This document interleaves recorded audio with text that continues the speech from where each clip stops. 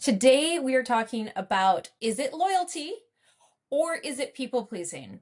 This is something that I fairly recently have discovered within myself. For a long time, I wore the label of loyal as like this badge of honor. And what I'm realizing at this stage of my life is that a lot of times what I was saying was loyalty was actually people pleasing. These two things are not the same. The difference is may feel subtle sometimes, but I think it's super important that we understand the difference between loyalty and people pleasing.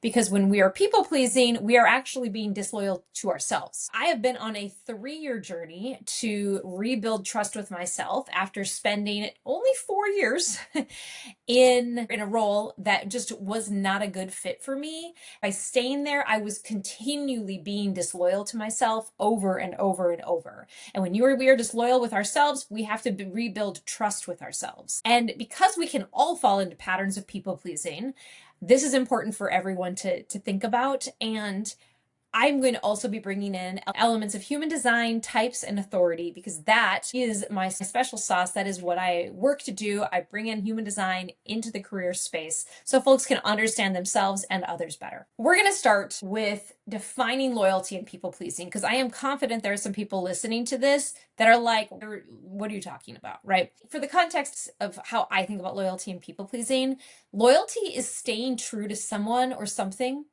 or yourself in a way that is aligned with your own values. It is acting with an integrity to yourself. People pleasing, on the other hand, is when we prioritize other people's comfort, their approval, their needs, their preferences over our own, and often at our own expense. We are often sacrificing our own needs to gain approval from others. Now, on the outside, loyalty and people pleasing can look very similar, right? It's like, oh, I'm being dependable, saying yes, showing up for other people, helping people out. But the energy behind loyalty and people pleasing is actually quite different. And to bring societal conditioning into this and why we tend to people please and then we confuse it with loyalty is because many of us are taught early on, and especially women or people socialized as girls, we are taught that our value comes from being agreeable, from being helpful, and from being self-sacrificing. It's always praised when it shows up as self-denial too, like, oh, she puts everyone else first. She's always so committed. She never complains, right? These are all how we're so agreeable. And we are conditioned as kids that being good means not rocking the boat, that we're not too direct. We don't put our own needs first because we are good. We are selfless. This comes in families, in religions, school systems. Oftentimes loyalty gets tied to obedience, following the rules, right? Just doing what you're told. And so speaking up may have been labeled as disloyal or difficult or selfish when you're speaking up or not wanting to follow with something that's happening. Those messages that we learned as children, they didn't go away when we became adults. They just became internal scripts that we now confuse with integrity. So that's where we're confusing the internal script, that is people pleasing, with integrity, which would be loyalty. And sharing a personal story. When I really thought I was being loyal, and I was actually people pleasing, this has come up so many times in my life. Recently, I was in a job for 4 years at an organization where it just felt from the beginning it wasn't a good fit. And then especially a couple years in, it was like very clear this wasn't a good fit. And yet I still kept pushing on in this role. And I felt like, well, I'm very loyal. I'm very loyal to my manager. I was very loyal to my team, both my lateral team and the team that I managed, which is interesting because that wasn't necessarily reciprocal, and they may not have seen me actually as loyal because they could probably see through what I was doing as people pleasing. That's another story. But I think this also comes up a lot in the social impact sector because we have to be loyal to the mission. We have to be so mission driven, right? So we stick with something beyond its usefulness for us. I knew early on in that role, it was not the right place for me. I stuck it out. I kept pushing through. And to be real, I did a lot of people pleasing to make it through that situation. And that people pleasing is honestly what made my situation really, really difficult. And also, if I hadn't been people pleasing, I very likely would have left that role so much earlier than I did, years earlier. I have also been the person that has put 100% of the effort into friendships that were like long distance friendships. I was always the one reaching out. If I happened to be in town or nearby, I would reach out and see if they wanted to get together. I was always engaging and making the effort. Okay. I had kept in touch with people for years after they were probably done keeping in touch with me. And at some point, I realized that keeping in touch, that having people in every city that I could connect with was actually driven by my value of loyalty. I was like, oh, I'm so loyal and I keep in touch with all these people. But in fact, keeping in touch and pushing relationships that were not reciprocated, where I actually was putting all the effort in, but I was never being prioritized, that actually made me feel really bad. So by being loyal to these friendships, I was in fact being disloyal to myself. I was continually putting myself in a situation that didn't feel good, that felt like I wasn't important. That's when I started realizing this difference between people pleasing and loyalty.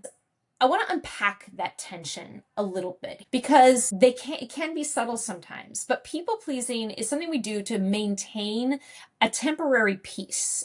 We temporarily tell somebody at work that we will take care of a task that we really don't want to do. We really don't think it should be our job, but we say yes because in the moment it creates peace. They're happy, so now we don't have to deal with conflict. But in long term, having to do that task over and over and over time, it just brings up feelings of bitterness, resentment, because we are in a misalignment. We said yes when really we needed to say no. The other thing that I think is important about loyalty and this idea of loyalty is that it is because of how it's created in society and how it's pushed in society. It's often used in an emotionally manipulative way. And so it kind of turns into this mind fuck, right? Like, you're a loyal person, so you have to maintain your loyalty. And then people say, well, are you a loyal person? And you're like, well, yeah, I'm a loyal person. So I guess if I'm a loyal person, then I have to maintain this relationship or I have to align with what that person wants me to do.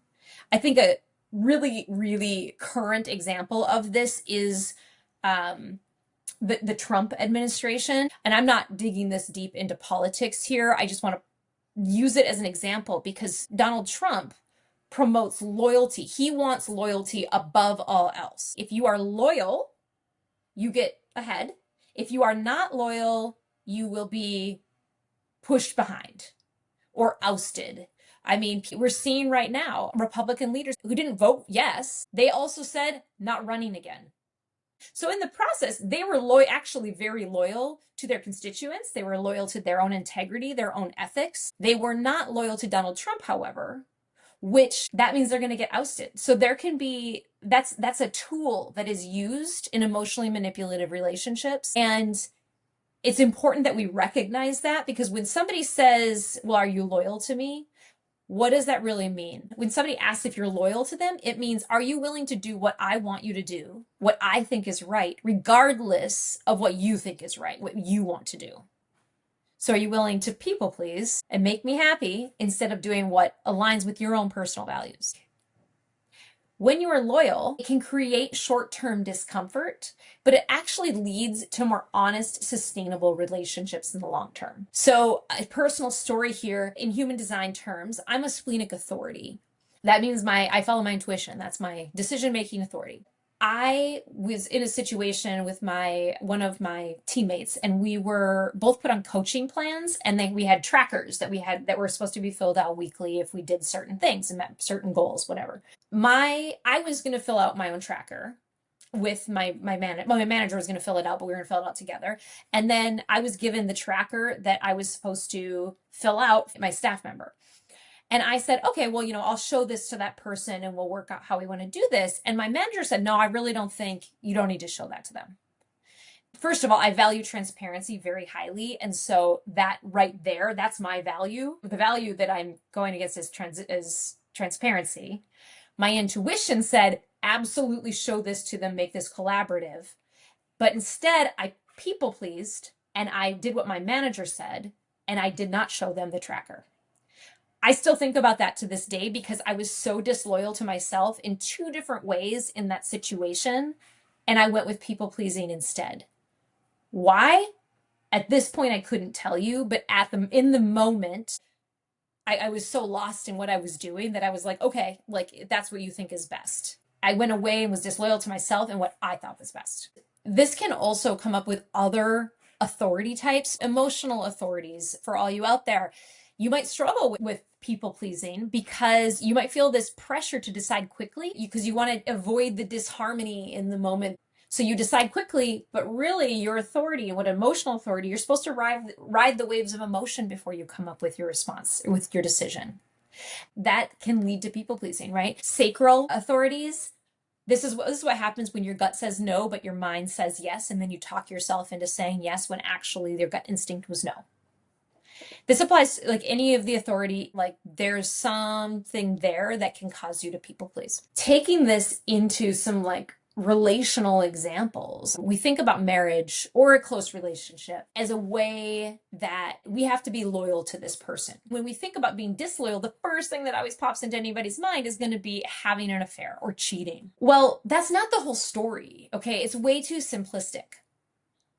True loyalty doesn't mean avoiding conflict. It means bringing your full self forward. And in a marriage or a relationship, and I believe at the workplace, we have to be able to bring our full self forward in order to be loyal to our team, to ourselves. Being loyal to another person requires being loyal to ourselves. So in the example of my marriage, being loyal to my husband, I have to be loyal to myself because that's the only way I can bring my full self forward. That's the only way I can, and bringing my whole self forward is the only way I can establish real, true intimacy because that requires honesty, not appeasement. So if I'm telling my husband that I feel like he's outsourced the thinking in an area of our life to me, that is me being loyal to him because when I communicate to him where I'm at and what is needed to maintain a healthy relationship, that is loyalty.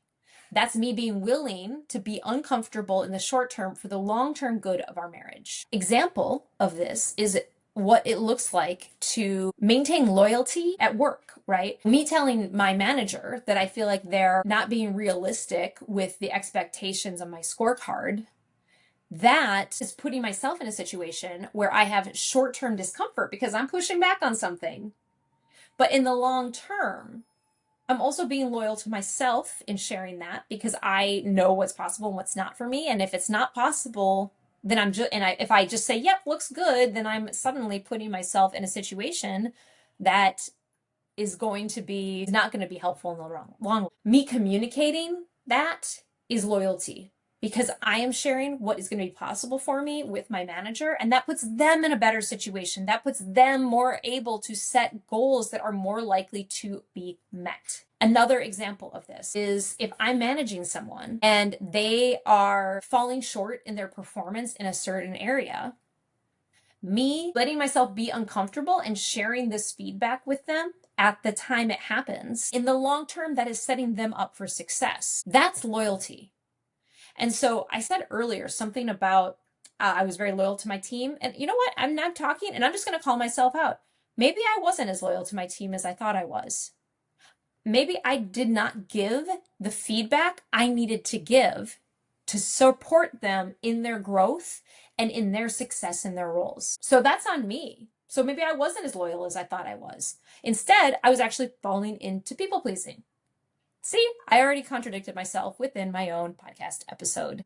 But I think this is really interesting because communicating our needs is important to long-term longevity of a relationship, any type of relationship, a work relationship, a romantic relationship, a familial relationship. We are only loyal to that relationship when we are loyal to ourselves. And so how do you know? How do you know if you're people pleasing and disguising it as loyalty? You might be people pleasing if you dread or you feel guilty about saying no. If you explain your boundaries in like overly detailed ways. So instead of simply, nope, I can't do that, You say, no, I can't do that because blah, blah, blah, blah, blah, blah, blah, blah, right? You've way too many details. You're resentful after doing the right thing. So you said yes, and then you feel resentful afterwards. That is a sure sign of people pleasing. And if you override your own exhaustion to avoid disappointment of others. So if you're at work and you're like really trying to get stuff done, but people keep coming to your desk, but you keep stopping what you're doing and listening to them, even though what you need is focus time. Then they leave and you just feel exhausted. That's a sign of people pleasing. So in human design terms, in your human design type, projectors, we tend to people please in order to gain recognition or to be seen as valuable. I am a projector, and so this I totally understand. For me, is I want to be seen as competent. Reflectors, you may people please in order to just maintain the peace because you're absorbing everybody's emotions and reflecting that out. And so you might just want this to be a peaceful situation. So you say yes when you mean no. Generators and manifesting generators, especially susceptible to this pattern. Because your energy responds to what's asked of you. When you're raised to believe that yes is always the right answer, then that's going to start overriding your sacral knowing, which is what you're supposed to be listening to, along with your authority. Okay. So question that we can all be asking ourselves is this actually aligned for me, or am I just absorbing pressure from others? That external pressure is of that conditioning is what causes us to people please. Like if you're in a people pleaser, it's, and you're recovering from that, it takes some time to rebuild relationships post people pleasing. Because as soon as you stop people pleasing, people are going to notice and they're going to be like, wait, what's going on? Right? So here's what happens when you stop people pleasing. Some relationships, they're going to shift. Some are going to end completely because the ones that you were giving and people pleasing in, and they were taking, they're going to end. I mentioned people I kept in touch with for years and years and years that I was putting 100% of the effort into. And I can promise you all of those relationships that I stopped putting energy into have ended. Other than a Facebook like here and there is no relationship anymore because they were done with the relationship. I would reach out and they'd be like, oh, sure, let's meet up. And they were probably just people pleasing to me. Relationships will shift. You might find somebody who's been constantly coming to you for advice and wanting to talk your ear off. Maybe they do that less. It doesn't mean that it's bad, but that's actually the goal. Some of your relationships, when you start getting real with people, those relationships are going to deepen. At my last work, my people-pleasing tendencies hurt plenty of relationships. I bet there are some of those relationships that would have been a lot stronger and a lot more positive if I hadn't been people-pleasing. And so relationships actually will really deepen when you stop doing this and you find out who are the people who are for you and who are the people who are simply not. The people who are not for you, you let them go. We say, thank you so much for being part of my life. I see that our lives have diverged and gone in different directions. The people who are for you, now you know who your people are. Now you know where you can have some loyalty, right? As long as it aligns with your personal values and integrity. And here's what's probably going to happen. You're going to feel guilty about this at first. People are going to say, you're not nice anymore. Here's the thing about nice. There's a difference between kindness and nicety. Being nice is a very surface level thing. Honesty is kindness. People pleasing is niceness. There's a phrase about Minnesota nice. I have several friends in Minnesota. They talk about it a lot, which is like people are very nice on the outside. It's all very surface level.